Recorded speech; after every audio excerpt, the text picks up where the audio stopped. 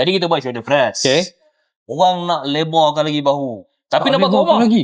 Sebab kat gym dia ada mesin yang boleh mengepak buka tau. Kat rumah takkan nak beli mesin tu. Macam mana nak buat? Tak ada, beli lah. Beli mesin tu. Okay, tak payahlah. Dumbbell tadi dah ada kan. Benda dah ada dekat rumah, pakai. Contoh, kalau nak buat angkat tepi ni, ringan-ringan sikit lah. Contoh lah. Disebabkan yang baru nak buat pun newbie, kan? So, angkat 2,5 ni cukup. Okay. Nak berdiri boleh. Okay. Nak berdiri boleh.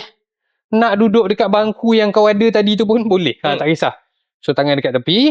Okay. Angkat je ke tepi macam ni. Tak kisah. Tangan nak bengkok sikit dulu macam ni boleh. Okay. Nak terus agak straight sikit boleh. Ada beza ke? Okay. Tak ada pun. Tak ada pun. Cumanya bila dia lebih dekat, weight dia dah dekat sikit kan. So dia jadi lebih ringan sikit. Tapi yang best dia bila position macam ni, okay, sebab dia akan berat dekat sini tau. Dia akan berat dekat depan. So shoulder akan rotate ke dalam lagi. Macam ni. So dia akan jadi macam ni. Kalau dekat luar ni, dia lebih berat. Sebab weight lebih jauh. Tapi kadang-kadang dia akan jadi rotation macam ni.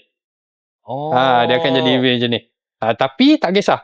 Macam ni ke, ataupun kalau macam ni ke, boleh. Ikut pada keselesaan shoulder. Ada orang dia tak selesa macam ni. Ada naik macam ni, boleh. Tak ada masalah, boleh. Ikut pada keselesaan diri lah. Ya, betul. Jadi kalau korang yang mana yang nakkan lagi video workout dekat rumah, stay tune guys next video.